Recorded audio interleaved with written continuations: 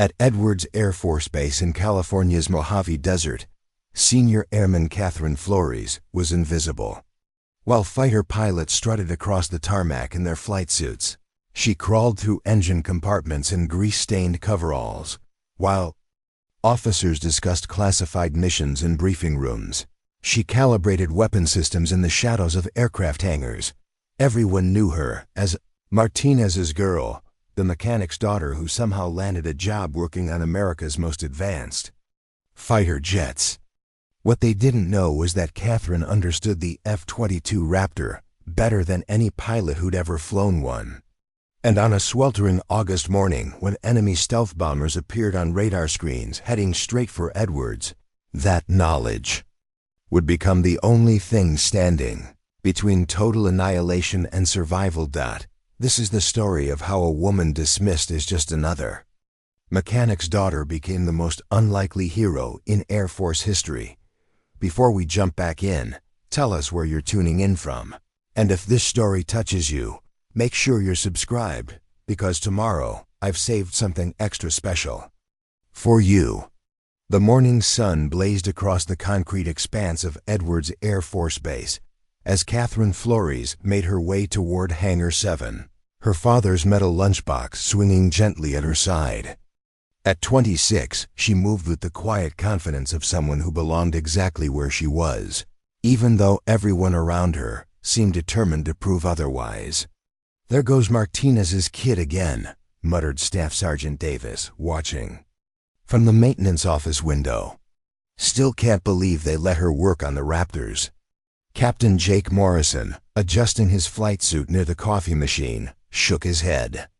Nepotism at its finest. Her old man fixes trucks for 30 years. Suddenly his daughter is qualified to work on $200 million aircraft? Makes no sense. What they didn't understand, what none of them had bothered to learn, was that Kathryn Flores had earned her position through a combination of natural brilliance and relentless dedication that would have impressed them if they'd paid attention to anything beyond her last name. Her father, Master Sergeant Carlos Flores, had indeed spent 3 decades maintaining ground vehicles. But Kathryn had spent those same years absorbing everything she could about aviation. While other kids played video games, she studied aerodynamics textbooks. While her high school classmates worried about prom dates, she was earning her airframe and power plant certification at the local community college. By age 18, she could disassemble and rebuild a jet engine blindfolded. The path to Edwards hadn't been easy. Despite graduating top of her class from technical school and scoring perfect marks on every certification exam the Air Force threw at her, recruiters kept steering her toward more suitable positions: administrative work, food service, communications. Anything except the flight line. It took 5 years of persistence, 4 appeals to different review boards, and finally a direct intervention from Colonel Patricia Webb, one of the few female officers at Edwards who recognized talent regardless of gender or background. Before Kathryn was assigned to the F-22 program, even then, the skepticism followed her like a shadow. "Morning, Flores," called Technical Sergeant Amanda Chun, one of the few colleagues who treated her with genuine respect. "Ready for another day in paradise?" Kathryn smiled, pulling on her work gloves. "Always. What's on the schedule?" "Raptor 074139 needs a complete avionics diagnostic." The pilot reported intermittent targeting system failures during yesterday's training flight. Captain Morrison, who had just entered the hangar, overheard the conversation. "That's my bird," he said, approaching with the swagger that seemed mandatory. "OR, F-22 pilots. And I'm telling you, there's nothing wrong with those systems. I've been flying Raptors for 6 years. I know when something's off." Kathryn nodded politely. "I'm sure you do, Captain. But the diagnostic logs show some irregularities in the—" "Look, Martinez's girl," Morrison interrupted, using the nickname that followed her everywhere. "I appreciate that you're trying to be thorough, but some of us have actual flight experience. The jet's fine. Just sign off on the inspection and let's move on." Technical Sergeant Chun stepped forward. "Captain, with respect, Airman Flores has found issues that 3 other technicians missed. Maybe we should let her do her job." Morrison's expression hardened. "Her job is to follow procedures, not second-guess pilots who actually know how to fly these machines." What happened next would become part of Edwards Air Force Base legend, though most people would never hear the complete story. Kathryn walked over to the F-22, her practiced eyes scanning every detail of the aircraft. The F-22 Raptor was a masterpiece of engineering, a stealth fighter capable of speeds exceeding Mach 2, equipped with advanced radar systems and weapons platforms that made it the most formidable air superiority fighter ever built. To most people, it looked like a sleek, angular sculpture of death and precision. To Kathryn, it looked like home. She'd spent the last 18 months learning every system, every component, every quirk of these particular aircraft, while other technicians followed standard diagnostic procedures. Kathryn had developed her own methods, techniques that combined official protocols with an intuitive understanding of how these machines actually behaved under stress. "Captain Morrison," she said, running her hand along the aircraft's sensor array, "when you experienced the targeting failures, were you in level flight or during high-G maneuvers?" "Level flight, mostly. Maybe some light turns." "What about altitude?" "Above or below 30,000 feet. Morrison's irritation was visible. "Look, I already filed a complete report. 35,000 feet. Kathryn said, not as a question but as a statement. "During a simulated engagement scenario, probably tracking multiple targets simultaneously." The pilot's expression changed slightly. Those details hadn't been in his official report. Kathryn continued her inspection, opening access panels with movements so fluid they seemed choreographed. "The issue isn't with the targeting system itself. It's a cascading failure in the data fusion algorithms when the APG-77 radar is operating at maximum resolution while simultaneously coordinating with the ILR-94 passive detection system." Technical Sergeant Chin blinked. "The what now?" "The radar and the electronic warfare system are interfering with each other under specific conditions," Kathryn explained, pulling out a specialized diagnostic tablet. "It only happens at high altitude during complex targeting scenarios because that's when both systems are operating at peak capacity. The software tries to process too much information simultaneously and creates a temporary bottleneck." She connected the tablet to the aircraft's diagnostic port and began running sequences that most technicians didn't even know existed. Lines of code scrolled across the screen, revealing data patterns that told the story of exactly what had happened during Morrison's flight. "There," she said, pointing to a series of timestamps. 0847 hours, 0852 hours, 0856 hours. Each targeting failure corresponds exactly with peak radar activity during simulated missile lock sequences. Morrison stared at the screen, his skepticism wavering. How did you know to look for that?" "Because I've seen it before," Kathryn replied simply. "Not in these exact circumstances, but similar pattern failures in the integration software. The F-22's computer systems are incredibly sophisticated, but they're also incredibly complex. Sometimes that complexity creates unexpected interactions." She made a series of adjustments, her fingers moving across the diagnostic interface with the confidence of someone who understood not just what she was doing, but why it worked. "The fix requires recalibrating the data processing priorities. So the targeting system gets computational preference during engagement scenarios. It's not a hardware problem. It's a software optimization issue." 20 minutes later, when Kathryn ran the complete diagnostic sequence again, every system showed perfect functionality. "Test it," she told Morrison. "Run a full targeting simulation at maximum parameters." The pilot climbed into the cockpit, his earlier arrogance replaced by grudging curiosity. For 15 minutes, he put the aircraft systems through the most demanding scenarios he could design. Complex multi-target tracking, rapid altitude changes, simultaneous radar and passive detection operations. Everything worked flawlessly. When Morrison climbed down from the cockpit, his expression had completely changed. "I've never seen anyone diagnose a problem like that," he admitted. "Most technicians would have spent days replacing components. Most technicians are following procedures designed for standard maintenance issues," Kathryn replied, closing the access panels with the same fluid precision she'd shown opening them. "But the F-22 isn't a standard aircraft. It requires understanding the relationships between systems, not just the individual components." Technical Sergeant Chun was shaking her head in amazement. "Flores, where did you learn to do that kind of analysis?" "Same place I learned everything else," Kathryn said, wiping her hands on a clean rag. "By paying attention." What she didn't mention was the hundreds of hours she'd spent studying classified technical manuals that most maintenance personnel never bothered to read.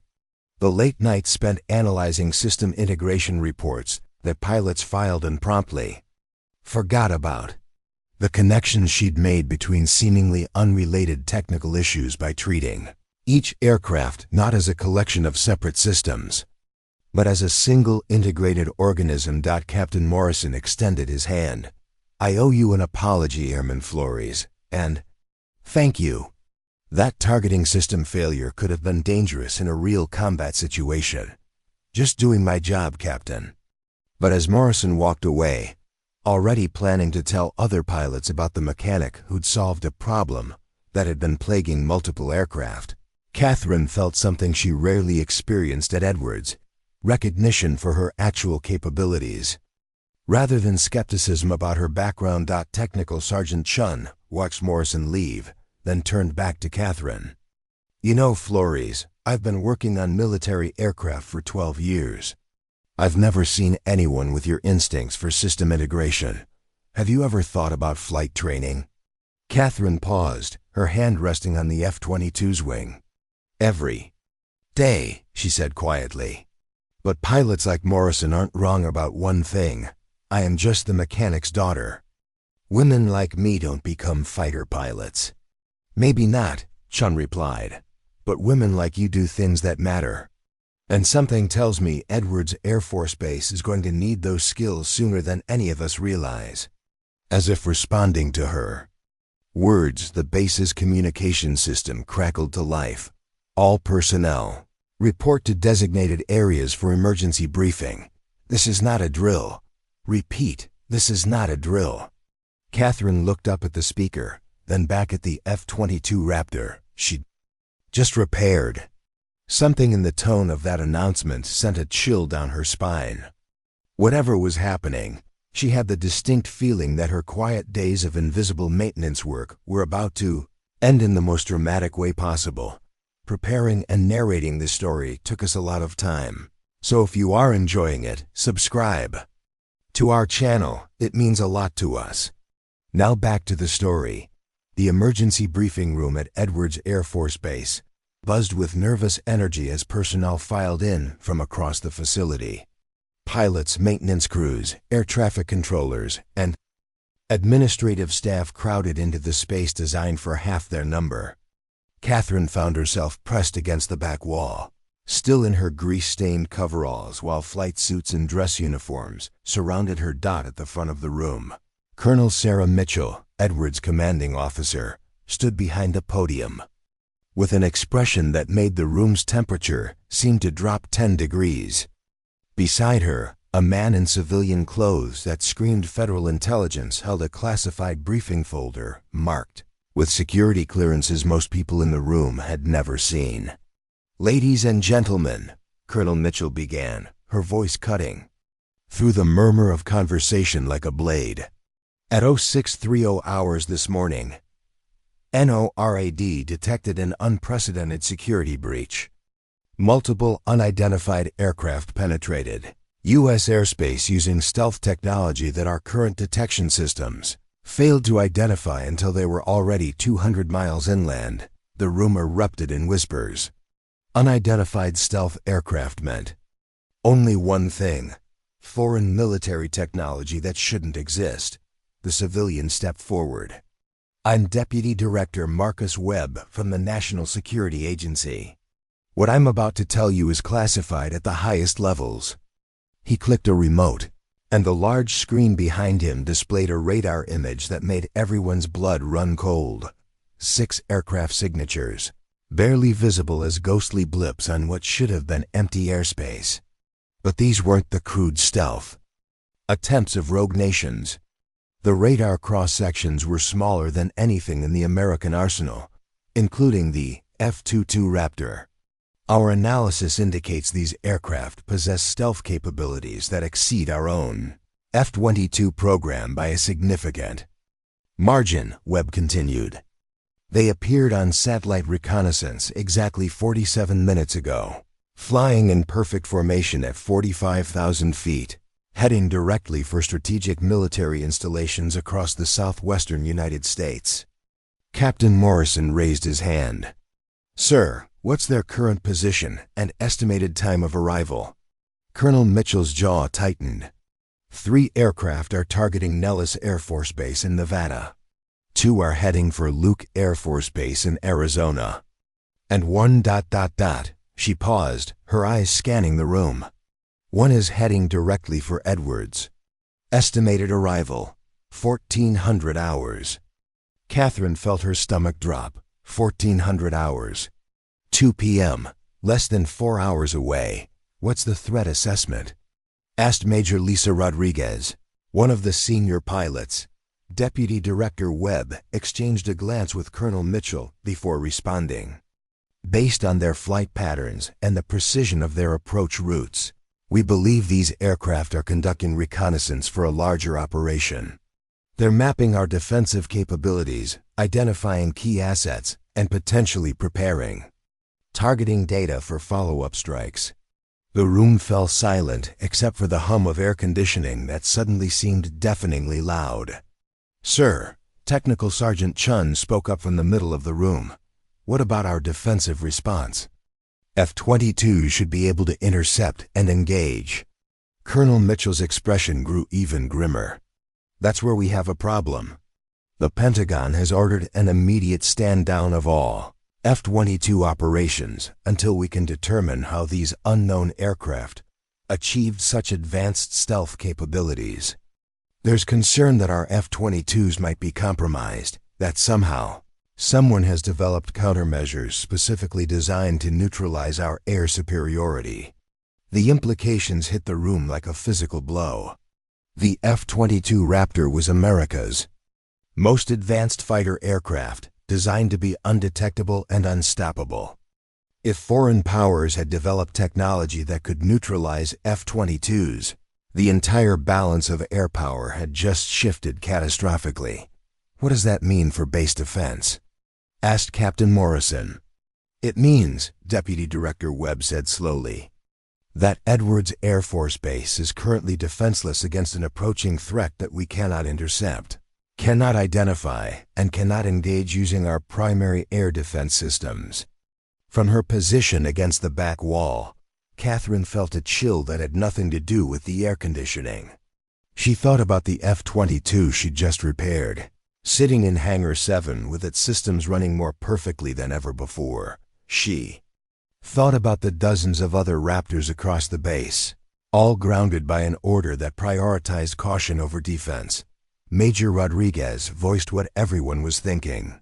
"Sir, with respect, if we can't use F-22s and we can't detect these aircraft with our radar systems, how exactly are we supposed to defend the base?"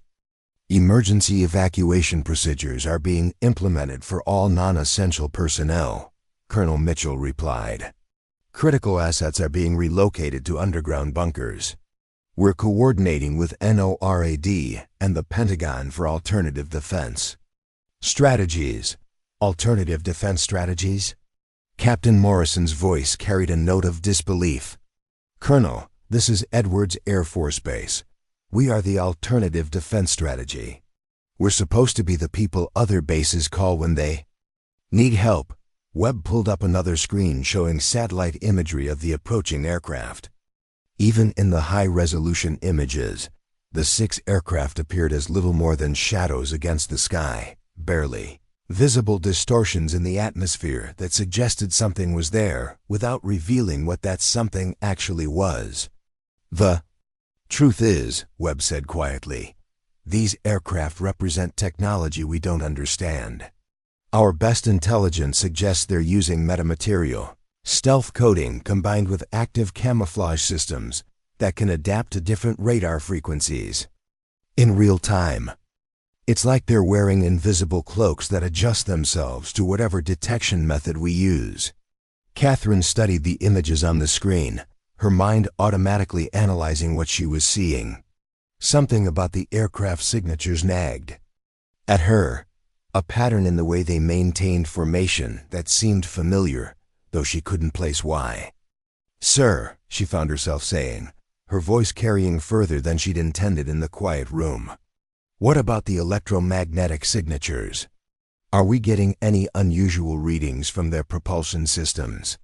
Every head in the room turned to look at her. Deputy Director Webb raised an eyebrow. "And you are?" "Senior Airman Kathryn Flores, sir." F-22 Maintenance Specialist. Colonel Mitchell nodded. "Flores has extensive experience with advanced avionics systems." "What are you thinking?" "Airman?" Kathryn felt the weight of attention from everyone in the room, but pushed forward. "Well, sir, stealth technology can mask radar signatures and visual detection, but it can't completely eliminate electromagnetic emissions from propulsion systems. If these aircraft are using conventional jet engines, they should still be producing detectable electromagnetic signatures, even if the signatures are heavily masked." Webb consulted his briefing folder. "Our electromagnetic surveillance stations have detected some anomalous readings, but nothing consistent enough to track reliably." "What kind of anomalous readings?" Kathryn pressed. "Intermittent power fluctuations, consistent with advanced electronic warfare systems. Brief electromagnetic pulses that suggest they're actively jamming our detection equipment while they fly." Kathryn's mind raced. Active jamming meant power consumption. Power consumption meant heat signatures. Heat signatures meant vulnerability to infrared detection systems. But more importantly, active jamming meant the aircraft were working harder to remain hidden than they wanted anyone to know. "Sir," she said carefully, "if they're using active jamming, that suggests their stealth isn't as perfect as it appears. They're having to actively work to stay invisible, which means there might be gaps in their coverage." Major Rodriguez turned to look at her with interest. "What kind of gaps?" "Well, ma'am, active jamming systems cycle through frequencies to avoid detection. But there are brief moments, maybe milliseconds, when they switch between frequencies, where their electromagnetic signature becomes briefly visible. It's like ... like watching someone blink.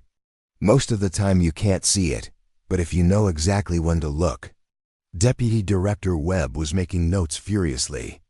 "Are you suggesting we might be able to track these aircraft during their jamming cycle transitions?" "Potentially, sir. But it would require incredibly precise timing and detection equipment calibrated to identify those specific transition moments." Colonel Mitchell stepped forward. "Flores, do we have that kind of detection equipment at Edwards?" Kathryn hesitated. What she was thinking was theoretical, unproven, and definitely not part of any official protocol.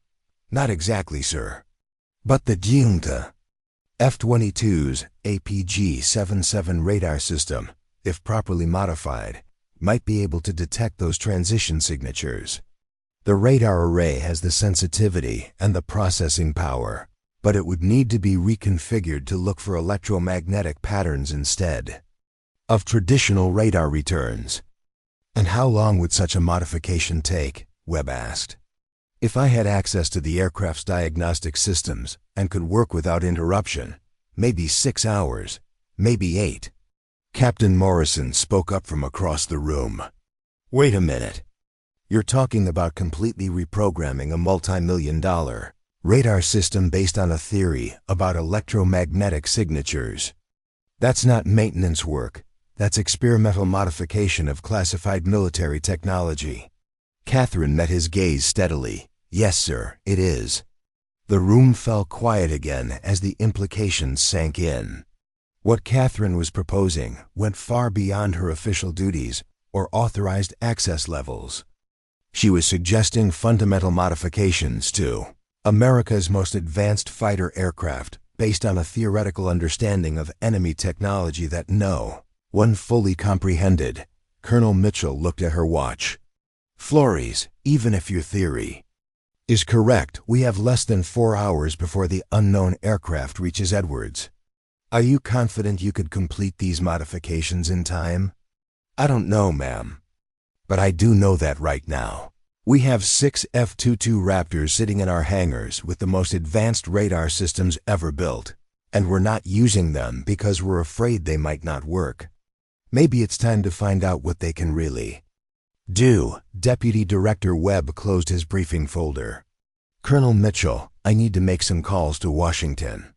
This airman's proposal is unconventional, but given our current situation, unconventional might be exactly what we need. As the briefing began to break up, people filing out with expressions of worry and determination, Technical Sergeant Chun approached Kathryn Flores. She said quietly, "Do you actually think you can modify an F-22's radar system to track invisible aircraft?" Kathryn looked toward the hangar where the F-22s waited, their sleek forms hiding capabilities that even their designers probably hadn't fully imagined. "Chun," she said finally, "I think we're about to find out what's possible when impossible is the only option left." Hangar 7 had never felt so much like the center of the universe, while the rest of Edwards Air Force Base buzzed with evacuation procedures and emergency protocols. Kathryn found herself standing before F-22 Raptor 074141, surrounded by enough security clearance badges and worried faces to staff a small Pentagon meeting. Deputy Director Webb had returned from his calls to Washington with authorization that made everyone in the room slightly uncomfortable. "The Secretary of Defense has given this Operation Priority classification," he announced to the assembled group. "Airman Flores has carte blanche to modify this aircraft as she sees fit.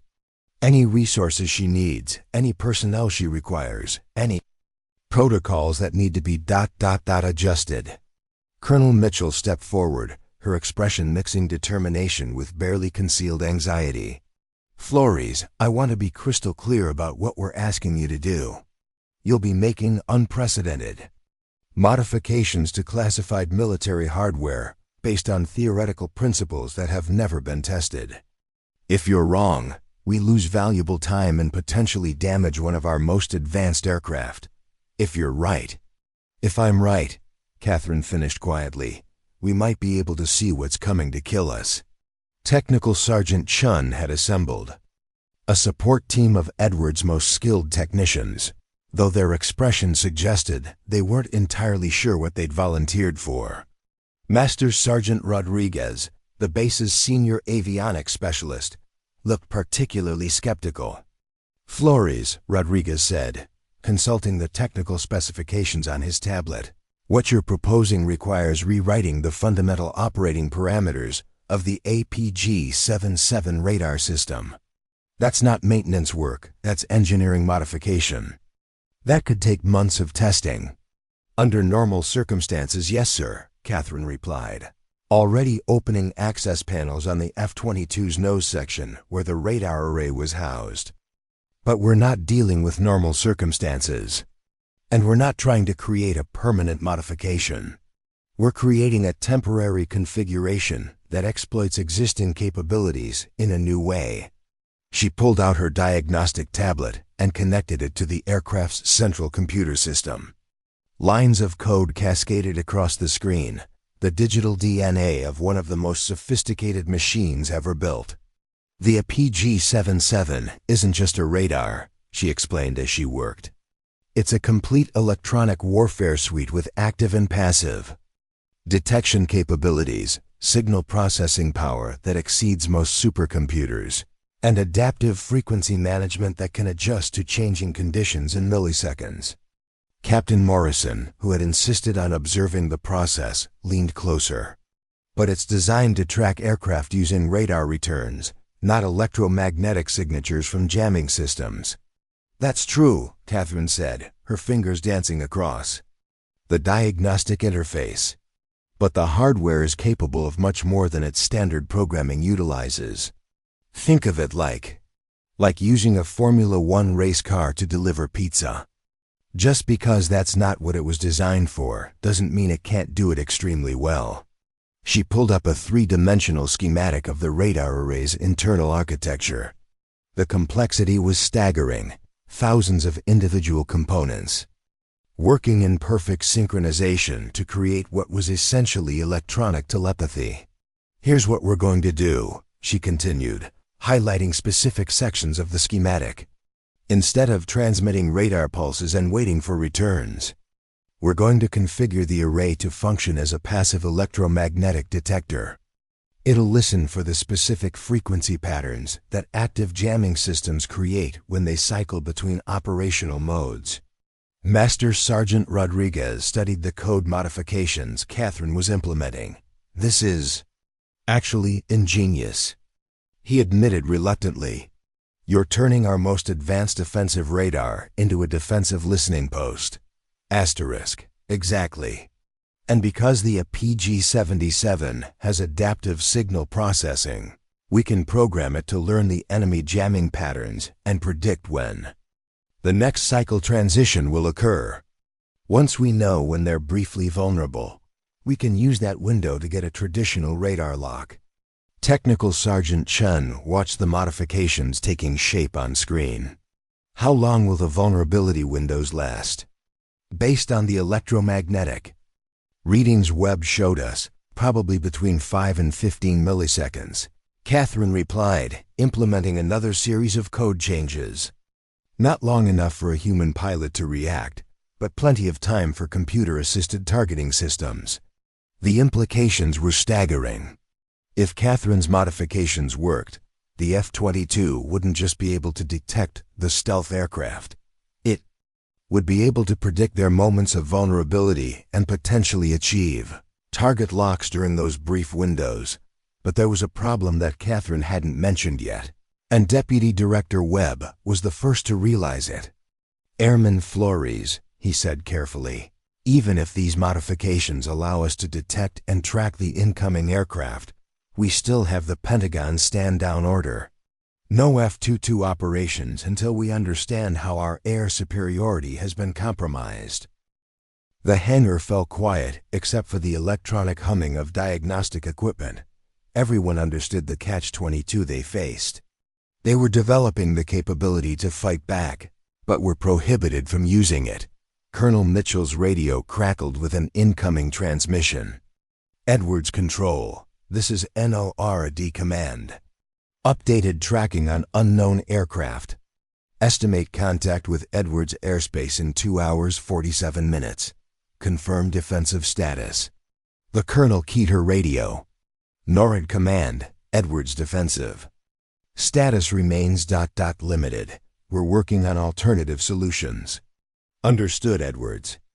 Be advised, unknown aircraft have altered course twice in the last hour, suggesting active surveillance of our tracking efforts. They know we're watching them. As the transmission ended, Captain Morrison voiced what everyone was thinking. They're adapting to our detection attempts.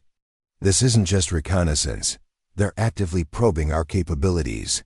Kathryn paused in her programming, a new thought occurring to her. Deputy Director Webb, when these aircraft made their course. Corrections. Did our electromagnetic surveillance detect any changes in their jamming patterns? Webb consulted his secure tablet. Actually, yes. Each course change was preceded by a brief spike in electromagnetic activity, followed by approximately 30 seconds of reduced jamming intensity. Navigation updates, Kathryn said immediately. They have to reduce jamming power when they're receiving new course data from their controllers. That's a vulnerability window we can exploit. She turned back to the F-22 systems, her modifications becoming more complex as she incorporated this new information. If they're receiving navigation updates every time they change course, and if those updates require reduced jamming, then we can predict when they'll be most vulnerable. Master Sergeant Rodriguez was studying the tactical implications. But that still doesn't solve our authorization problem. Even if we can track them, even if we can target them, we're still under orders not to engage. Maybe, said a new voice from the hangar entrance, it's time to redefine what engagement means. Everyone turned to see General Robert Hayes, commander of Air Combat Command, striding into the hangar with an expression that suggested the rules were about to change dramatically. General Hayes, Colonel Mitchell said, snapping to attention along with everyone else in the hangar. Sir, we weren't expecting. I flew here directly from Langley. Hayes interrupted, his eyes scanning the modified F-22 and the assembled personnel. The Secretary of Defense briefed me on Airman Flores' proposal. More importantly, we've received additional intelligence that changes everything. He activated a secure tablet, displaying new satellite imagery that made everyone's blood run cold. These 6 aircraft aren't just conducting reconnaissance. They're pathfinders for a larger force. Satellite intelligence has identified 12 additional stealth aircraft staging at an unknown location approximately 600 miles southwest of here. The numbers were overwhelming. 18 advanced stealth aircraft with capabilities that exceeded America's most advanced fighters. Sir, Deputy Director Webb asked, what's the current threat assessment? General Hayes' expression was grim.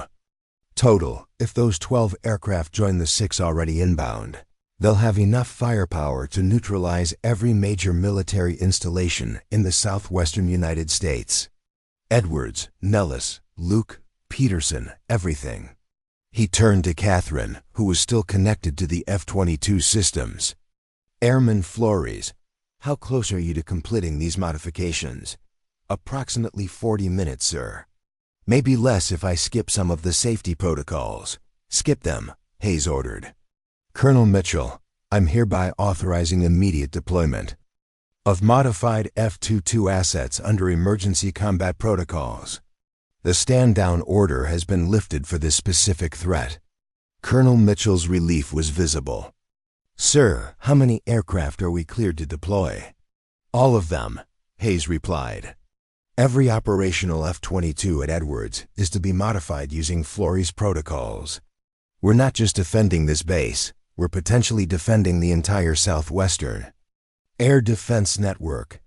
Kathryn looked up from her work, the magnitude of the situation finally hitting her. Sir, you're asking me to modify 6 F-22 Raptors in less than 3 hours, with modifications that have never been tested, to fight an enemy we don't understand using technology that might not work. General Hayes met her gaze directly. Airman Flores, I'm asking you to do the impossible because impossible is all we have left. Can you do it? Kathryn looked around the hangar at the faces watching her, colleagues who had dismissed her, officers who had doubted her, and leaders who were now betting everything on her untested theories. Yes, sir, she said, turning back to the F-22s. Systems, but I'm going to need help. Within minutes, Hangar 7 had transformed into the most intense technical operation Edwards had ever seen. Every available technician was pulled from regular duties to assist with the modifications.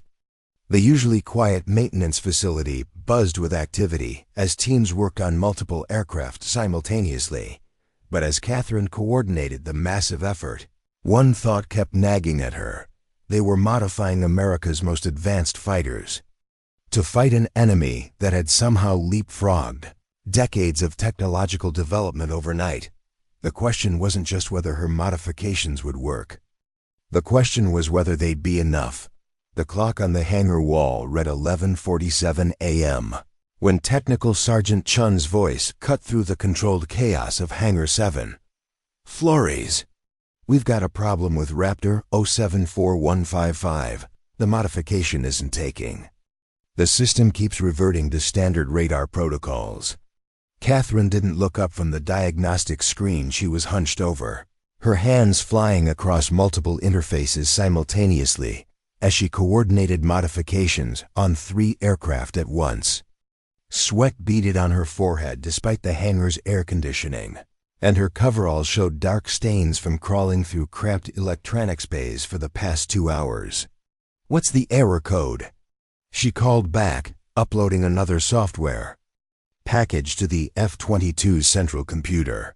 "Radar_init_fail_0/7F3A," Chun responded. "The system's rejecting the passive detection protocols."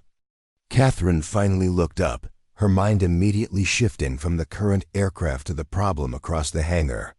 "That's a hardware compatibility issue. Raptor 4155 has an older radar array, generation 2.3 instead of 2.4. The passive detection firmware won't interface properly with the older signal processors." Master Sergeant Rodriguez appeared at her shoulder, his tablet showing system diagnostics from 2 other aircraft. "We're seeing similar compatibility issues with 074148 and 074162. All 3 have the older generation arrays." The implications hit everyone simultaneously. Half of Edwards' operational F-22 fleet couldn't be modified using Kathryn's protocols. "How long to develop alternative firmware for the older systems?" asked Colonel Mitchell, who had been coordinating with air traffic control and Pentagon updates while the technical teams worked. Kathryn closed her eyes, running calculations in her head. Developing new firmware meant analyzing the older hardware architecture, identifying compatibility bridges, and essentially creating parallel modification protocols for different radar generations. Under normal circumstances, it would take weeks. 8 hours, she said finally. "Maybe 6 if I skip all non-essential safety checks." "We don't have 8 hours, General Hayes reminded her grimly. "Current estimate puts hostile aircraft over Edwards in 93 minutes. The hangar fell silent except for the electronic humming of diagnostic equipment and the distant sounds of base-wide preparation activities. Everyone was doing the same math. 3 modified F-22s against 18 advanced stealth aircraft with unknown capabilities. Deputy Director Webb looked up from his secure communications terminal. "I've got an update from NORAD. The 6 inbound aircraft have split into 2 groups.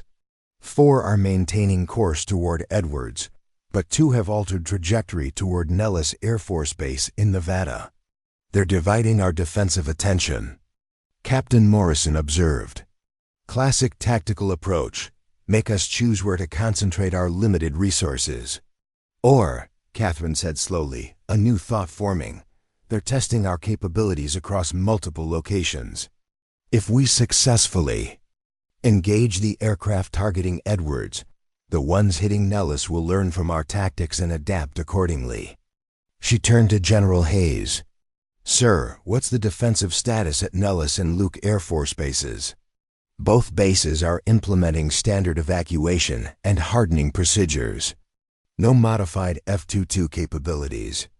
Hayes' meaning was clear. Edwards was the only facility with any chance of fighting back. Kathryn looked around the hangar at the 3 successfully modified F-22s and the 3 still undergoing compatibility adjustments. 6 aircraft total if she could solve the hardware issues.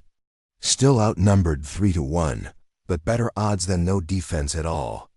"General," she said, making a decision that surprised even herself, "I need to fly one of these missions." The hangar erupted in protests. "Absolutely not," Colonel Mitchell said immediately. "You're a maintenance specialist, not a combat pilot. With respect, ma'am, I'm the only person here who completely understands these modifications. If something goes wrong with the detection systems during combat, the pilots won't know how to troubleshoot or adapt. They'll be flying blind." Captain Morrison stepped forward. Flores, I appreciate your confidence in the modifications, but combat flying requires years of training, thousands of flight hours, and experience with air-to-air engagement protocols. You can't just, Captain. Morrison, Kathryn interrupted, her voice carrying an authority that surprised everyone, including herself.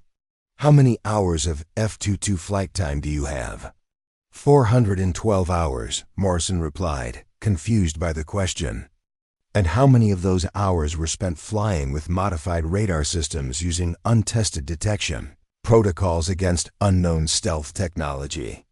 Morrison's expression shifted as he understood her point. None, obviously. Then we're all equally inexperienced for this mission, Kathryn said.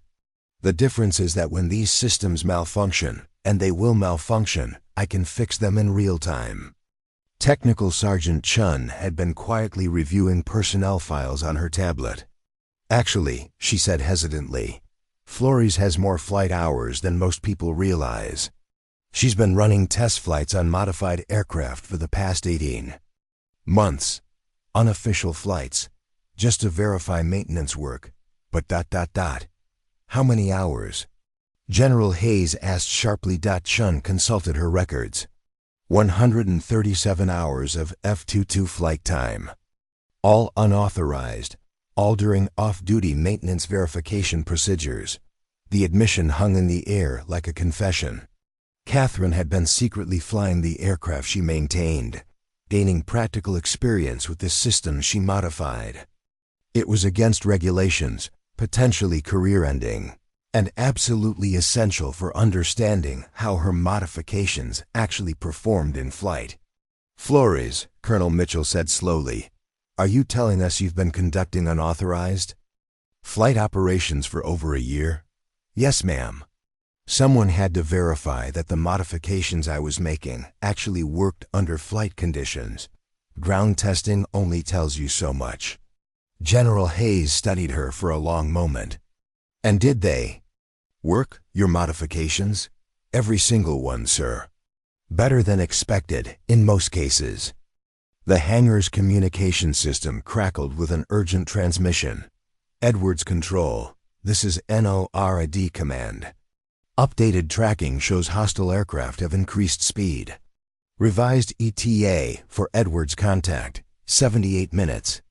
Confirmed defensive. Readiness. Colonel Mitchell keyed her radio with hands that were steadier than her voice. NORAD command, Edwards defensive readiness is ... evolving. Will update as situation develops.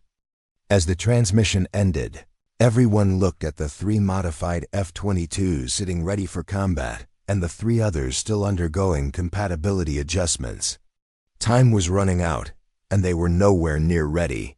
That's when Master Sergeant Rodriguez made an observation that changed everything. Flores, he said, studying the diagnostic readouts from the 3 problematic aircraft. What if we don't try to make the older radar arrays work with your passive detection protocols? What if we configure them for active radar enhancement instead? Kathryn's head snapped up. What do you mean? The older arrays can't run passive electromagnetic detection, but they have more raw signal processing power than the newer systems. What if we configure them to provide active radar support for the aircraft with passive detection capabilities?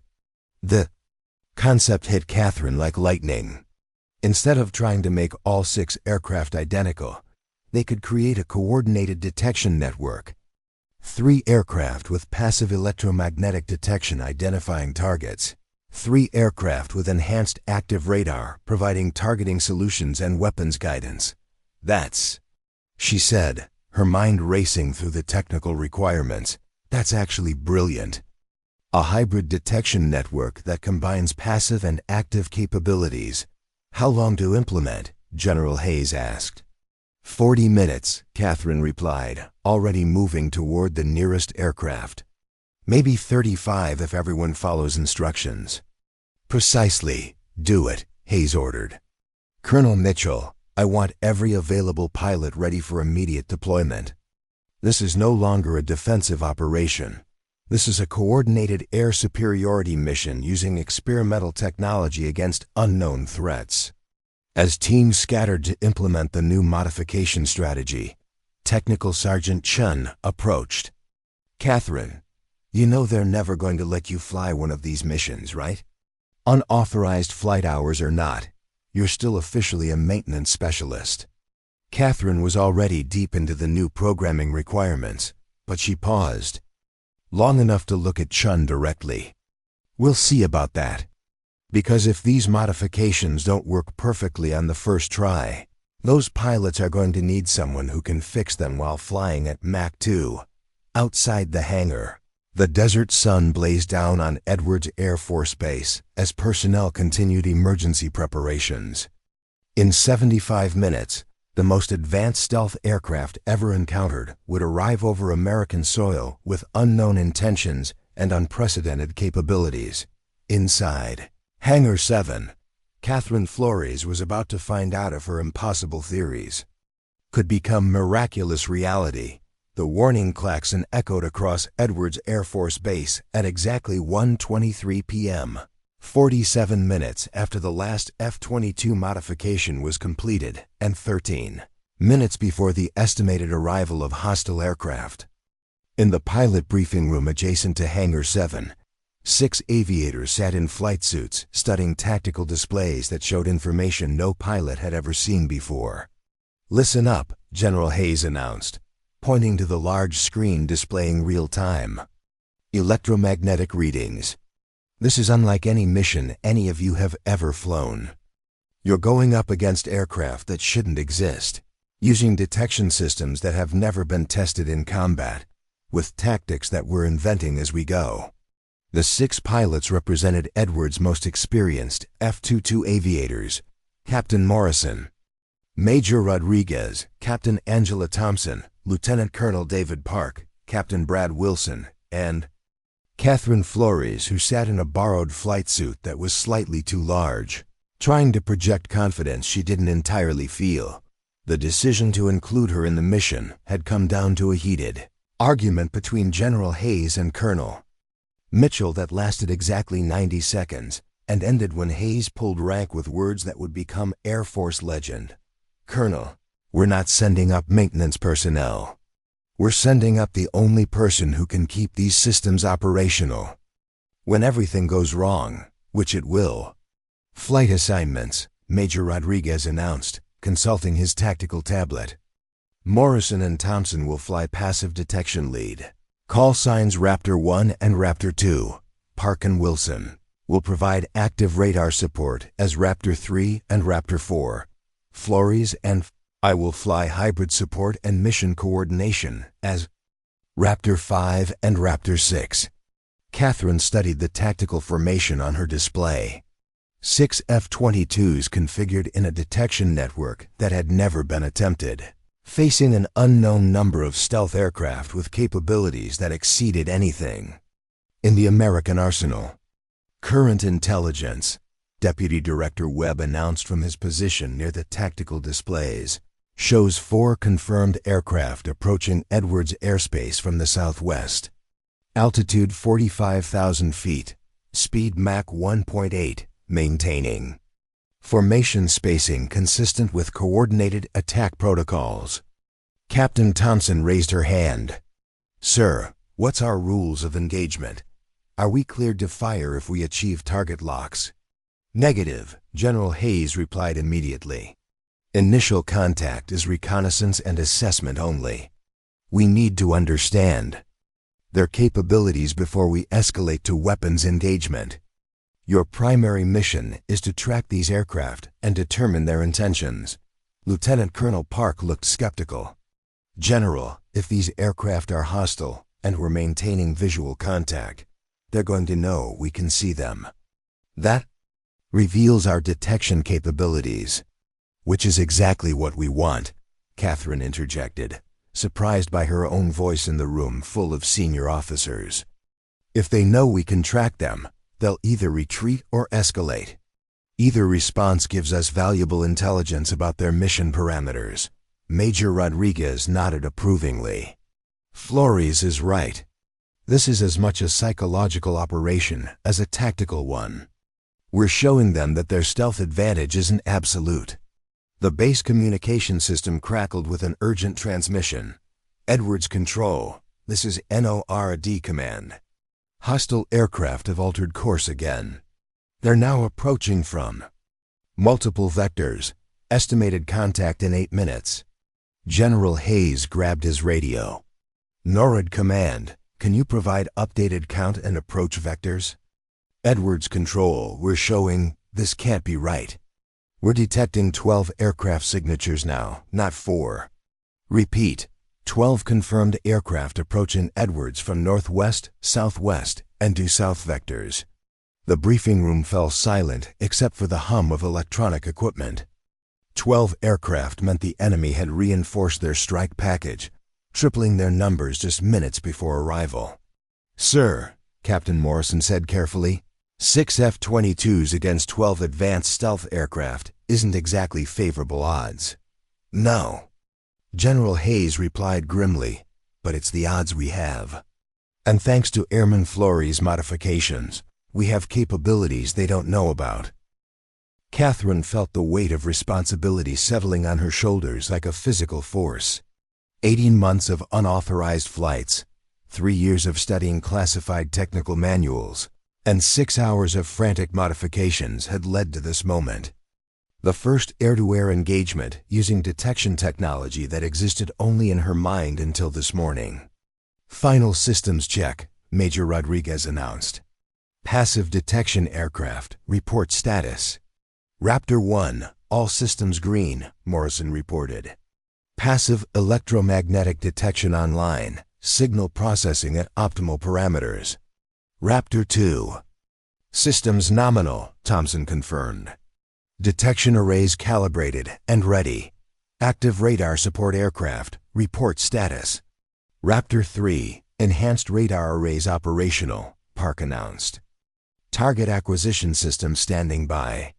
Raptor 4, all systems green, Wilson confirmed. Weapon systems armed and ready. Hybrid support aircraft, report status. Raptor 6, all systems operational, Rodriguez reported. Mission coordination protocols active. All eyes turned to Kathryn. Raptor 5, she said, her voice steadier than she felt. Systems green across all platforms. Detection network integration nominal, ready for first contact. As the pilots filed out toward their aircraft, Technical Sergeant Chun intercepted Kathryn near the hangar entrance. Flores, she said quietly, I want you to know that everyone in maintenance is proud of what you've accomplished. But more than that, ... We need you to come back, all of you. Kathryn nodded, unable to find words, for the emotions churning in her chest. 3 hours ago, she'd been invisible. Now she was about to fly into combat using technology she'd created against an enemy that shouldn't exist. The walk to her F-22 felt like walking toward destiny. The aircraft sat on the tarmac in perfect formation, their angular surfaces gleaming in the desert sun. But now, instead of seeing them as maintenance challenges, Kathryn saw them as extensions of herself, sophisticated machines. Carrying her theories into battle. Pre-flight checks took 7 minutes that felt like hours.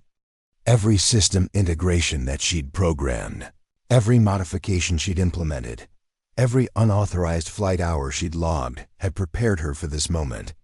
As she strapped into the cockpit of Raptor 5, her hands moved across familiar controls with the confidence of someone who understood every circuit, every processor, every line of code that made the aircraft function.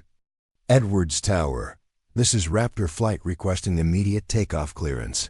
Major Rodriguez's voice crackled through the radio. Raptor Flight, you are cleared for immediate takeoff. Priority vectors and altitude assignments uploading to your navigation systems now. Hood hunting. As 6 F-22 Raptors rolled toward the runway in perfect formation, base personnel lined the taxiways, maintenance crews, administrative staff, security forces, and commanding officers all watching the most unusual combat mission in Air Force history prepare for launch. Raptor flight, came General Hayes' voice over the command frequency. Remember that you're not just defending Edwards Air Force Base. You're testing capabilities that might determine America's air defense strategy for decades to come. No pressure, Kathryn. Almost smiled at the general's dry humor as her F-22 reached takeoff position. Through her cockpit canopy, she could see the vast expanse of Mojave Desert stretching toward mountains that shimmered in the heat. Somewhere beyond those mountains, 12 advanced stealth aircraft were approaching with unknown intentions and unprecedented capabilities. Raptor flight, you are cleared for takeoff, Edwards Tower announced. Weather conditions optimal, winds negligible. You have priority airspace clearance to flight level 50. One by one, the F-22s accelerated down the runway, their engines creating thunderous roars that echoed across the base. As Kathryn's aircraft lifted off, climbing rapidly toward 50,000 feet, she felt the familiar sensation of the earth falling away beneath her, but this time was different. This time, she wasn't conducting unauthorized maintenance verification flights. This time, she was flying into history. Raptor flight, form up on me, Major Rodriguez commanded as they reached cruise altitude. Passive detection aircraft, begin scanning protocols. Active radar aircraft, stand by for coordination signals. All aircraft, maintain radio discipline and watch for visual contacts. As the 6 F-22s arranged themselves in the experimental formation Kathryn had designed, their modified detection systems began scanning the sky ahead. For the first few minutes, everything appeared normal. Clear desert sky, perfect visibility, no unusual electromagnetic readings. Then Kathryn's passive detection array registered something that made her blood freeze. Raptor flight, this is Raptor 5, she announced, her voice cutting through the radio silence. I'm detecting multiple electromagnetic signatures bearing 270, range approximately 40 miles. Signal patterns consistent with active jamming system cycling through frequency transitions. The moment of truth had arrived. After months of theory, hours of modifications, and decades of preparation that she hadn't even realized she was making, Kathryn Flores was about to discover whether her impossible ideas could detect invisible aircraft. Raptor 5, can you provide target count? Rodriguez asked. Kathryn studied her displays as the passive detection system processed electromagnetic patterns that no human pilot had ever seen before. Raptor flight, she said finally, I'm showing 12 distinct electromagnetic signatures, bearing multiple vectors, range closing rapidly. Copy that, Raptor 5. All aircraft, we have first contact with hostile stealth aircraft. This is not a drill. As 6 F-22 Raptors flew toward an encounter with technology that shouldn't exist, one thing was certain. The next few minutes would determine whether Kathryn Flores was a genius or whether 12 enemy aircraft were about to demonstrate exactly how outmatched America's air defenses really were. At 47,000 feet above the Mojave Desert, Kathryn Flores was fighting the most advanced air battle in human history against an enemy she couldn't see. Her F-22's passive detection system painted ghostly electromagnetic signatures across her tactical display, 12 hostile aircraft maneuvering with precision that suggested they knew exactly where the American fighters were positioned. Raptor flight, this is Raptor 5, Kathryn transmitted, her voice steady despite the adrenaline coursing through her system. Enemy aircraft are maintaining formation spacing of 2 miles, altitude varying between 42 and 51,000 feet. They're boxing us in. The tactical situation was unlike anything in military aviation history. 6 F-22 Raptors flying in an experimental formation, using untested detection methods, against 12 stealth aircraft that appeared on no visual or radar systems except Kathryn's modified electromagnetic arrays. Raptor 2, I'm not seeing anything on visual, Captain Thompson reported, her frustration evident. Clear sky in all directions, but Raptor 5 showing them everywhere. Trust. The system, Major Rodriguez commanded from Raptor 6. Flores' modifications are the only thing keeping us from flying blind into an ambush. Through her passive detection array, Kathryn watched the enemy aircraft execute a maneuver that made her stomach drop. Raptor flight, break formation now. Enemy aircraft are converging on our position from multiple vectors. What happened next would be analyzed by military strategists for decades. The invisible enemy aircraft had somehow achieved perfect positional awareness of the American formation, maneuvering to attack from angles that should have been impossible. To coordinate without direct visual contact. Raptor 3, I'm getting brief radar contacts. Lieutenant Colonel Park announced. Bearing 090, range 15 miles, but the signals are intermittent. That's them cycling their jamming systems, Kathryn explained, simultaneously monitoring passive detection readings and coordinating the hybrid network she'd designed. Raptor 3 and 4, when I call out transition windows, you'll have approximately 12 milliseconds of clear radar contact for target acquisition. The complexity of what she was attempting was staggering. Kathryn was essentially conducting an orchestra of detection systems, timing electromagnetic vulnerability windows with active radar sweeps while flying her own aircraft in combat formation against an invisible enemy. Raptor 5, transition window in 3.2. Mark. Raptor 3, I have target lock, Park announced. Bearing 087, range 12 miles, tracking. For exactly 11 milliseconds, the F-22's traditional radar system achieved perfect target acquisition on one of the enemy aircraft. But before weapons could be fired, the target vanished again into electromagnetic invisibility. Raptor flight, this is Edwards control, came General Hayes' voice over the command frequency. An ORID is tracking your engagement, but we're seeing nothing on our screens except your 6 aircraft. Confirm status of hostile contacts. Edwards control, we have 12 confirmed hostile aircraft using advanced stealth technology, Rodriguez replied. They're maneuvering around our formation, but we can only achieve intermittent target locks during jamming transition cycles. What Kathryn observed next changed everything she thought she understood about the enemy's capabilities. Raptor flight, she announced, studying patterns on her electromagnetic detection array.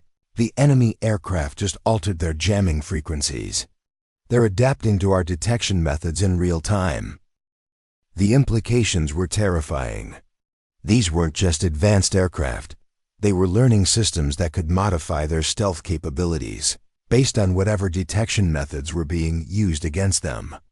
Raptor 5, can you compensate for their adaptations? Rodriguez asked. Kathryn's hands flew across her aircraft's control systems, implementing modifications to the passive detection algorithms while maintaining formation flying at nearly 500 miles per hour. I'm reconfiguring the detection arrays to scan broader frequency ranges. Give me 60 seconds. We might not have 60 seconds, Captain Morrison interrupted from Raptor 1. I'm seeing movement on visual. Something just occluded stars directly ahead. For the first time in the engagement, one of the enemy aircraft had become partially visible, creating a brief distortion in the star field that revealed its approximate position. The aircraft was massive, larger than any stealth fighter in the American arsenal, with angular surfaces that seemed to bend light around them. Raptor flight, I'm seeing them too, Captain Wilson reported from Raptor 4. Multiple contacts, bearing various. They're surrounding us. The tactical situation had evolved into a 3-dimensional chess game played at supersonic speeds. 12. Advanced stealth aircraft had positioned themselves around the American formation, maintaining perfect awareness of F-22 positions while remaining nearly invisible to conventional detection. But Kathryn's modified systems were adapting faster than the enemy anticipated. Raptor flight, I've got solutions, she announced, her passive detection array now tracking all 12 enemy aircraft despite their adaptive jamming. Updated electromagnetic signatures uploading to all aircraft. Raptor 3 and 4, prepare for coordinated target acquisition. What she had accomplished in those 60 seconds would revolutionize electronic warfare. By analyzing the patterns of electromagnetic adaptation, Kathryn had essentially reverse-engineered the enemy's stealth algorithms in real time, creating detection protocols that could anticipate their countermeasures. Raptor 5, how are you doing this? Thompson asked in amazement as her tactical display suddenly populated with target tracks that had been invisible moments before. I'm not fighting their stealth technology, Kathryn explained while coordinating the detection network across all 6 aircraft. I'm predicting it. Their adaptive systems follow mathematical patterns. Once you understand the patterns, you can stay ahead of their countermeasures. Raptor Flight, this is Edwards Control, General Hayes' voice crackled with urgency. NORAD reports additional aircraft signatures approaching from the east. Estimate 12 more hostiles, ETA minutes. The blood drained from Kathryn's face. 24 advanced stealth aircraft total, enough firepower to overwhelm any defensive formation. Edwards Control, are there additional F-22s available for immediate deployment? Rodriguez asked. Negative, Raptor Flight. You are currently the only operational aircraft capable of engaging stealth targets. All other bases are implementing evacuation protocols. The weight of responsibility settled on the 6 F-22 pilots like a physical force. They weren't just fighting for Edwards Air Force Base. They were potentially the last line of defense for the entire southwestern United States. Raptor Flight, came a new voice over the command frequency. Deputy Director Webb from the NSA. We've been monitoring your engagement through classified surveillance assets. The enemy aircraft you're tracking have just transmitted burst communications to unknown recipients. They're reporting your capabilities to a command structure we can't identify. Kathryn felt a chill that had nothing to do with the thin air at 47,000 feet. The enemy now knew that their stealth advantage had been compromised. They knew that American forces had developed countermeasures to their advanced technology, which meant the rules of engagement were about to change dramatically. Raptor 5, Major Rodriguez's voice carried a note of grim determination. Your detection systems handle 24 hostile aircraft simultaneously. Kathryn studied her tactical displays, running calculations on processing power, detection range, and electromagnetic interference patterns. The modified F-22 systems were operating at maximum capacity, tracking 12 targets. Doubling that number would push everything beyond tested parameters. Unknown, Raptor 6, she replied honestly, but we're about to find out. All aircraft, maintain formation and prepare for extended engagement, Rodriguez commanded. Whatever happens in the next few minutes, remember that we're not just pilots right now. We're test pilots for technology that might determine the future of American air defense. As the 6 F-22 Raptors maintained their experimental formation, 47,000 feet above the desert, surrounded by invisible enemies and awaiting the arrival of 12 more advanced stealth aircraft, Kathryn Flores realized that her quiet days of aircraft maintenance had led to this impossible moment. She was now responsible for technologies that could change the balance of global air power, flying in combat against enemies that represented a quantum leap in military capability, with the weight of national defense resting on modifications she'd created in a single morning. Raptor Flight, she announced, watching her detection systems track the approaching reinforcements. Enemy aircraft reinforcements now showing on passive detection. Range 40 miles and closing. All aircraft, prepare for engagement with 24 hostile stealth fighters. The invisible war was about to become the largest air battle in modern history. The moment the second wave of enemy aircraft entered Kathryn's detection range, everything changed. Her passive electromagnetic array, which had been tracking 12 targets with precision, suddenly erupted in warning signals as 24 stealth aircraft began coordinating maneuvers that defied conventional air combat doctrine. "Raptor flight, this is Raptor 5, Kathryn announced, her voice tight with concentration as she processed tactical data that no pilot had ever seen before. Enemy aircraft are executing a multi-dimensional envelopment. They're attacking from above, below, and all cardinal directions simultaneously." Through her modified detection systems, she watched the enemy formation execute what could only be described as a three-dimensional sphere of attack, with the 6 F-22s positioned at the center. It was a maneuver that required coordination, communication, and spatial awareness that shouldn't have been possible for aircraft operating under electromagnetic stealth. How are they coordinating without detectable communications? Major Rodriguez asked from Raptor 6, his voice strained as he maneuvered to avoid an invisible threat that only Kathryn could track. "They're using quantum entanglement communication," Kathryn realized, the technical implications hitting her like a physical blow. No electromagnetic signatures, instantaneous coordination across any distance. "We're not just fighting advanced aircraft, we're fighting technology that's decades ahead of anything we have." The tactical display in her cockpit now showed 24 enemy contacts arranged in a perfect sphere around the American formation, each aircraft maintaining precise positioning while remaining invisible to conventional detection. It was like fighting ghosts that could see everything while remaining completely hidden. "Raptor 3, I need you to trust my targeting data completely," Kathryn transmitted to Lieutenant Colonel Park. "When I call firing solutions, you'll have microsecond windows for weapon release. Miss the timing, and the targets disappear." "Understood, Raptor 5, standing by for firing solutions." What happened next would become known as the electromagnetic miracle in classified Air Force archives.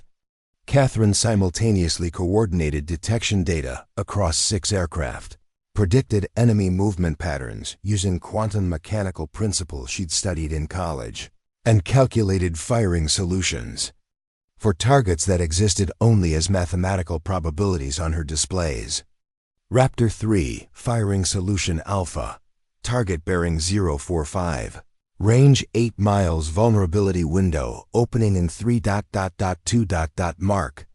Park's AIM-120 missile streaked away from his F-22. Guided by targeting data that Kathryn was updating in real time as the enemy aircraft attempted to evade. For 12 seconds, the missile tracked a target that appeared on no other detection system in existence. The explosion, when it came, was visible to all 6 American pilots, a brilliant flash against the clear desert sky that marked the first successful engagement against stealth technology that had seemed invincible. "Raptor 3, confirmed kill," Park announced. "Target destroyed." But the enemy's response was immediate and terrifying. The remaining 23 aircraft abandoned their spherical formation and began executing attack runs that pushed the limits of physics. Kathryn watched on her displays as enemy aircraft pulled G-forces that should have killed any human pilot, accelerated beyond the capabilities of known propulsion systems, and maneuvered in patterns that suggested they might not be piloted by humans at all. "Raptor flight, break formation immediately," she commanded. "Enemy aircraft are beginning attack runs with capabilities exceeding known performance parameters." The 6 F-22s scattered across the sky just as invisible weapons fire began streaking through the space they'd occupied moments before. Whatever weapons the enemy aircraft carried, they produced no visible signatures, no missile trails, no muzzle flashes, no exhaust plumes. Only the electromagnetic disturbances that Kathryn's modified systems could detect warned of incoming fire. "Raptor 2, evade left. Incoming fire bearing 270. Kathryn called out, watching Thompson's F-22 narrowly avoid destruction by weapons that no one else could see. "Captain." Morrison's voice crackled over the radio from Raptor 1. "This is impossible." How are we supposed to fight enemies we can't see using weapons we can't detect? By being better than impossible, Kathryn replied, her hands flying across her aircraft's control systems as she began implementing modifications to her detection systems that she was inventing in real time. Raptor Flight, I'm uploading new detection protocols. Your tactical displays will now show predicted enemy positions based on electromagnetic pattern analysis. What she was attempting had never been tried in combat. Kathryn was essentially creating artificial intelligence targeting systems on the fly, using the F-22's computational power to predict enemy movements based on electromagnetic signatures and quantum mechanical probability calculations. Raptor 5, your targeting data is... This can't be right, Captain Wilson reported from Raptor 4. You're showing enemy aircraft positions 5 seconds before they actually reach those positions. Predictive targeting based on movement. Pattern analysis, Kathryn explained while simultaneously evading an invisible missile that her systems detected 3 seconds before it would have impacted her aircraft. Their maneuvering follows quantum mechanical principles. Once you understand the math, their movements become predictable. The air battle had evolved into something that resembled a deadly game of three-dimensional chess played at supersonic speeds. 23 invisible aircraft executing impossible maneuvers against 6 F-22s, guided by targeting systems that predicted the future based on mathematical models that existed only in Kathryn's mind. Edwards Control, this is Raptor Flight. Major Rodriguez transmitted between evasive maneuvers that pushed his F-22 to its structural limits. We've achieved 1 confirmed kill, but we're severely outnumbered. Request immediate support from any available assets. Raptor Flight, this is General Hayes, came the reply. There are no additional assets. Every other military installation in the region is under attack by similar aircraft. You are currently the only successful air defense operation in the southwestern United States.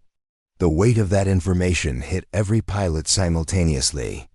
They weren't just defending Edwards Air Force Base. They were possibly the only thing preventing total air superiority loss across multiple states. Raptor 5, Thompson's voice carried a note of desperation. How many more of these things can we realistically engage before our weapons are exhausted? Kathryn checked her tactical displays. Each F-22 carried 6 AIM-120 missiles and 4 80 rounds of 20mm ammunition against 23 enemies with unknown defensive capabilities and unlimited maneuverability. The math was brutally simple. Based on current engagement rates and target evasion capabilities, she calculated, we have ammunition for approximately 8 more confirmed kills before we're defenseless. Then we better make every shot count, Lieutenant Colonel Park announced. Raptor 5, give me another firing solution. But as Kathryn began calculating the next engagement sequence, her electromagnetic detection systems registered something that made her blood freeze. The enemy aircraft weren't just maneuvering randomly. They were learning from each engagement, adapting their tactics based on the American targeting methods. Raptor Flight, she announced, her voice carrying a note of alarm that she couldn't hide. Enemy aircraft are demonstrating tactical learning capabilities. They're modifying their attack patterns to counter our targeting systems. What does that mean? Rodriguez asked. It means, Kathryn replied, watching the enemy formation reorganize into patterns her systems hadn't seen before, that every successful engagement teaches them how to avoid our next attack. We're not just fighting advanced aircraft, we're fighting artificial intelligence that's getting smarter with every engagement. As if to confirm her analysis, the 23 enemy aircraft suddenly executed a coordinated maneuver that placed them outside the effective range of Kathryn's targeting systems. They had learned the limitations of her modifications and adapted their tactics accordingly. Raptor Flight, came Deputy Director Webb's voice over the command frequency. We're receiving intelligence that enemy aircraft over other installations have begun transmitting tactical data. They're sharing combat information across hundreds of miles instantaneously. The implications were staggering. The 6 F-22s weren't just fighting 23 local aircraft. They were fighting against a collective intelligence that was learning from air battles across the entire southwestern United States. Edwards Control, Major Rodriguez transmitted. What are our orders if we can't achieve decisive victory against current enemy forces? General Hayes' response would be remembered in military history as one of the most difficult commands ever. Given, Raptor flight, your mission parameters have changed. Primary objective is no longer base defense. Primary objective is now tactical intelligence gathering. We need to understand these aircraft well enough to develop broader countermeasures. Kathryn understood immediately. They were no longer trying to win this battle. They were trying to learn enough to survive the war that was apparently just beginning. Raptor flight, she announced, implementing maximum spectrum electromagnetic analysis. I'm going to map their entire technological signature, even if it means becoming a target. Raptor 5, negative, Rodriguez commanded. Do not increase your exposure. With respect, Raptor 6, Kathryn replied. Someone has to get close enough to understand what we're really fighting. And I'm the only one with systems capable of detailed analysis. As she spoke, Kathryn was already adjusting her F-22's course, flying directly toward the center of the enemy formation while her modified detection systems recorded every electromagnetic signature, every quantum communication pulse, every technological detail that might give American forces a fighting chance in the battles to come. She was about to learn that getting close to impossibly advanced alien technology came with consequences that no amount of preparation could anticipate. Kathryn Flores pushed her F-22 Raptor into the center of 23 invisible enemy aircraft. Her electromagnetic detection systems, recording data that would change the course of human understanding about advanced propulsion, quantum mechanics, and the terrifying reality that Earth was no longer alone in the universe, dotted a range of 3 miles from the nearest enemy aircraft. Her modified sensors began detecting energy signatures that defied every law of physics she'd studied. The enemy aircraft weren't just using advanced stealth technology. They were manipulating spacetime itself, creating localized gravitational fields that allowed impossible maneuvers and speeds that should have torn any material apart. Raptor 5, what are you seeing? Major Rodriguez's voice crackled with tension as he watched Kathryn's F-22 disappear into the center of the enemy formation. I'm seeing the impossible, Kathryn replied, her voice filled with awe and terror as her detection systems recorded propulsion signatures that operated on principles human science had only theoretical knowledge of. These aircraft are using controlled gravity manipulation for propulsion. They're not breaking the laws of physics, they're rewriting them locally. But as she recorded this revolutionary data, something unexpected happened. The enemy aircraft began responding to her presence not with hostility, but with what could only be described as curiosity. Instead of attacking, they began forming a perfect sphere around her F-22, maintaining precise distances while her detection systems mapped their technology. Raptor flight, this is Edwards Control. General Hayes' voice carried a note of urgency. We're detecting massive electromagnetic anomalies centered on Raptor 5's position. Whatever's happening out there, it's registering on equipment we've never seen activated before. Kathryn's tactical display suddenly erupted with information. As the enemy aircraft began broadcasting on frequencies her modified systems could detect. But this wasn't tactical communication. This was something else entirely. Edwards Control, she announced, her voice barely above a whisper. I'm receiving what appears to be a message. Mathematical sequences, quantum equations, propulsion. Theories that are decades ahead of our current understanding. Raptor 5, explain, Rodriguez commanded. They're teaching me, Kathryn realized, the implications hitting her like a physical blow. The enemy aircraft aren't trying to destroy US, they're trying to communicate. This entire engagement has been a test of our technological capabilities. Through her cockpit canopy, she could now see the enemy aircraft clearly. They had dropped their stealth systems entirely, revealing sleek, impossible geometries that seemed to bend light around them. These weren't military aircraft in any conventional sense. They were demonstrations of technology so advanced that human engineering appeared primitive by comparison. Raptor 5, came a new voice over the radio. Deputy Director Webb from Edwards Control. We're analyzing the mathematical transmissions you're receiving. Our best scientists are saying this appears to be instruction manuals. They're teaching us how to build gravity manipulation systems. The 23 aircraft maintained their perfect formation around Kathryn's F-22, continuing to broadcast advanced technological information while demonstrating capabilities that redefined what she thought possible. But more importantly, they were showing no hostile intent. Edwards Control, Kathryn transmitted, requesting permission to attempt direct communication with the ... visitors. Raptor 5, that's not in any protocol manual, Rodriguez replied. Major, Kathryn said quietly, I don't think any of this has been in any protocol manual.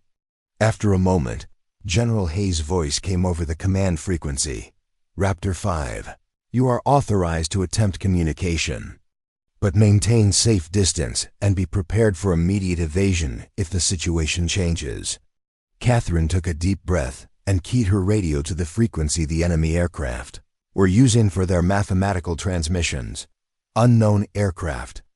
This is Senior Airman Kathryn Flores of the United States Air Force. We received your information. We understand you're trying to communicate. The response was immediate. The 23 aircraft suddenly arranged themselves in a perfect geometric pattern around her F-22, a three-dimensional mandala that demonstrated mathematical principles she recognized from quantum mechanics textbooks. But more than that, they began transmitting on standard aviation frequencies, using voices that were unmistakably human. Kathryn Flores came a voice that sent chills down her spine. You modified detection systems to track our aircraft using electromagnetic pattern analysis. You demonstrated understanding of quantum mechanical principles in combat applications. You show potential for technological advancement. Who are you? She asked, her voice barely steady. We are what you will become, the voice replied. Human consciousness that survived technological transcendence. We are from Earth, from a timeline where humanity achieved gravity manipulation, technology approximately 200 years earlier than your current trajectory. The revelation hit every pilot in Raptor flight simultaneously. These weren't alien invaders, they were humans from an alternative timeline, possessing technology that their Earth had developed centuries ahead of the current timeline. Why are you here? Major Rodriguez asked, his voice cutting into the communication frequency. Your timeline has reached a critical juncture, another voice replied, this one distinctly female. Within 18 months, your Earth will be contacted by actual extraterrestrial intelligence. Without advanced defensive capabilities, your civilization will not survive the encounter. We are here, the first voice continued, to accelerate your technological development, to give you the tools necessary to defend yourselves when the real threat arrives. Kathryn's mind raced as she processed the implications. The attack on Edwards, the stealth technology, the engagement, this was all a test to see if we could adapt quickly enough? Correct. You demonstrated capability for rapid technological advancement under pressure. Your modifications to F-22 detection systems showed intuitive understanding of quantum mechanical principles that typically require decades of development. But why me? Kathryn asked. Why not contact governments or military leadership directly? Because, the voice replied with what sounded like amusement, Government and military leadership would have spent months in meetings and committees trying to understand what you figured out in 6 hours. Innovation comes from individuals who think beyond established limitations. The 23 aircraft began to pulse with soft blue light, a visual demonstration of the gravity manipulation technology they'd been transmitting information about. The technological data we have provided will allow your timeline to develop defensive capabilities within 12 months instead of 2 centuries. But success depends on individuals like you who can think beyond conventional limitations. Edwards. Control, Kathryn transmitted. Are you recording all of this? Every word, Raptor 5, General Hayes replied. And every piece of technical data they've transmitted is being analyzed by teams across the country. There is one more thing, the voice continued. The extraterrestrial intelligence that will contact your Earth in 18 months will judge your civilization based on your response to technological challenges. Today, you have demonstrated that humanity possesses the adaptability and innovation necessary for survival. The 23 aircraft began to rise, climbing toward altitudes that conventional aircraft couldn't reach. Kathryn Flores, the voice said as they departed, your detection modifications were the first step toward technologies that will save your world. Continue to think beyond limitations. As the alternative timeline aircraft disappeared into the upper atmosphere, leaving 6 F-22 Raptors alone in the desert sky, Kathryn felt the weight of knowledge that would change everything. Raptor flight, this is Edwards Control, General Hayes announced. Return to base immediately for debriefing. What happened today is now classified at levels that require new classifications. During the flight back to Edwards, Technical Sergeant Chun's voice came over a private frequency. Flores, did that really just happen? Did we just meet future humans who came back in time to prepare us for alien contact? I think, Kathryn replied, watching the familiar landscape of Edwards Air Force Base appear ahead. We just became part of something much bigger than fixing aircraft engines.